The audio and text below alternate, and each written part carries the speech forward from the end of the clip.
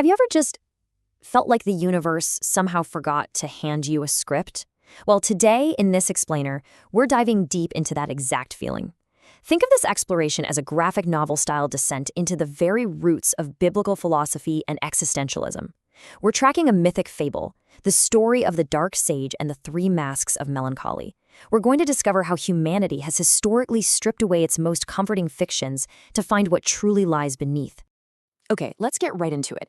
When we hear the word nihilism, we usually picture this terrifying, sudden void, right? Like some monster lurking in the dark. But the source material flips that entirely on its head. It describes nihilism as a patient subtraction, literally the floor beneath the floor where optimism used to stand.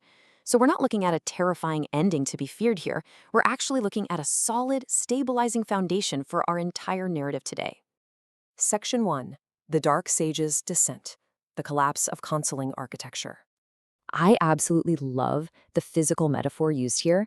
The seduction of melancholy begins not as pathology, but as the quiet arrival of clarity once every consoling architecture has collapsed.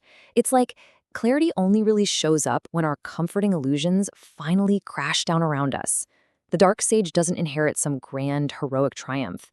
No, he just gets permission to stop pretending that the universe owes us a ledger of meaning. Let's map this timeline out historically. We're looking at three distinct eras, which act as three masks worn by the exact same enduring figure. We start in antiquity with the first mask, that's Coeleth's arithmetic. Then we jump to the 19th century for the second mask, with Kierkegaard and Nietzsche. And finally, the 20th century gives us the third mask through Schopenhauer and Zaffi.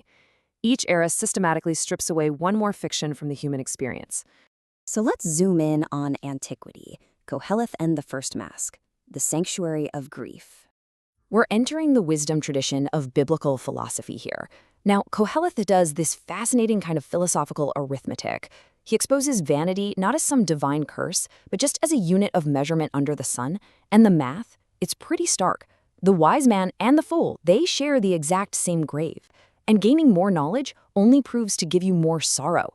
It completely dismantles that old Deuteronomistic promise, the guarantee from inside the wisdom tradition itself that good behavior always gets good rewards. It reveals that moral order as an empty house. But here's the wild part. This grief actually becomes a sanctuary. It's this single room where illusion no longer demands you put on a performance. Which leads to this absolutely beautiful realization. Nihilism first appears as the refusal to keep sending letters to an address the cosmos never held. Think about that. It's not despair at all. It's the quiet peace of finally realizing the universe's mailbox was just never there to begin with. And that builds right into our next era. Section 3. Stripping the heroic reflex. The ache of authorship and beyond. Moving into the second mask, the wound actually changes locations. It's no longer about this indifferent external world. It shifts to the internal burden of our own trembling freedom. The true monster is in the void. Actually, scratch that. The true monster is the comfortable fiction of a self that was just handed down to you by the crowd. So suddenly, isolation isn't an exile anymore. It becomes the very last honest chamber left for the bare individual. This is where those 19th century heavy hitters come in. Kierkegaard's concept of angst and Nietzsche's solitary free spirit. They argue that to be truly authentic, you have to endure the ache of self-authorship. You have to live completely without borrowed scripts from your scripture or your tribe. Melancholy here isn't just sadness. It acts as a purifying fire. It literally burns away all those borrowed attachments until nothing but your true, authentic self is left standing. But the descent doesn't stop there. The third mask comes in and completes the disarmament. Think about Schopenhauer's concept of will, and Zapfe's honestly pretty harsh diagnosis that consciousness itself is just an evolutionary excess. This final mask strips away our very last heroic reflex, the need to mean anything at all. You have to set down even the residual dignity of trying to create a self. I really want this truth to sink in for a second. The universe was never withholding purpose. It was never in the business of purpose. Hopelessness actually stops being an absence here. It becomes a solid, factual place to stand. Serenity arrives as distance, just the calm of a mind that has finally stopped waiting for the curtain to rise. So, let's bring this to the present day. Modern seekers and burnout. Ordinary Tuesdays. You might be wondering, how does this ancient myth play out in our lives right now? Well, the crucial takeaway is that what we call clinical burnout today isn't just about needing a vacation.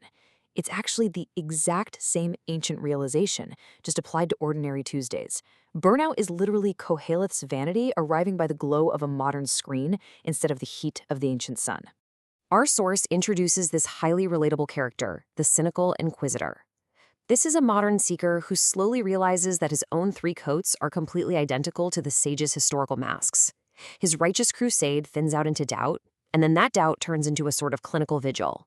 He realizes that the ledger of expected reward he's been working so hard toward, it never actually existed.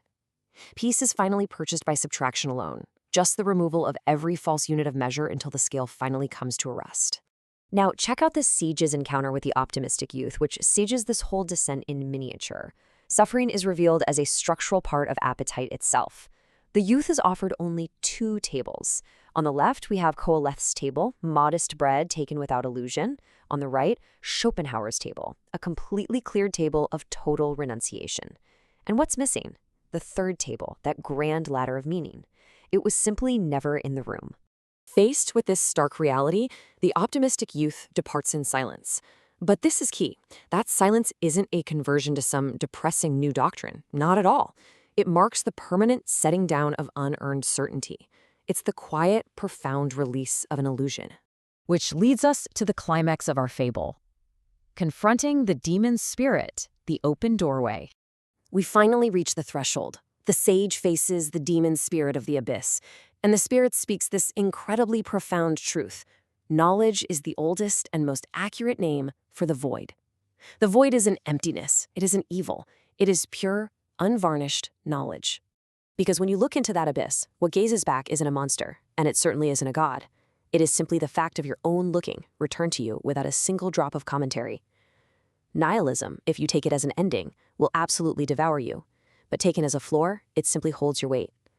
And this perfectly illustrates the sage's ultimate victory. He doesn't try to conquer the abyss, and he isn't consumed by it either. He just chooses residence right beside the open doorway.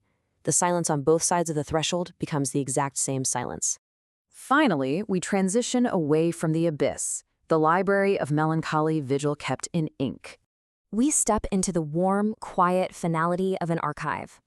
The Library of Melancholy is cataloged by the temperature of human emotion rather than dry facts. So why does this matter? Well, because every single shelf confirms that the ledger of meaning doesn't balance. It doesn't offer you false hope, but it offers something so much more comforting: the concrete knowledge that your particular cold evening has been survived by others before you. There are unwritten spines on these shelves, just waiting for each new century's clinical names for the exact same vapor we've always faced. Vigil is kept in ink just as much as it is in flame. The room has been emptied of every comforting fiction, for sure, but the abyss feels just a little bit less empty when you realize you're in the long, patient company of earlier, honest minds. You are quite literally sharing the floor with history. Which leaves us standing at that very same doorway. Take a moment to just stand in that silence.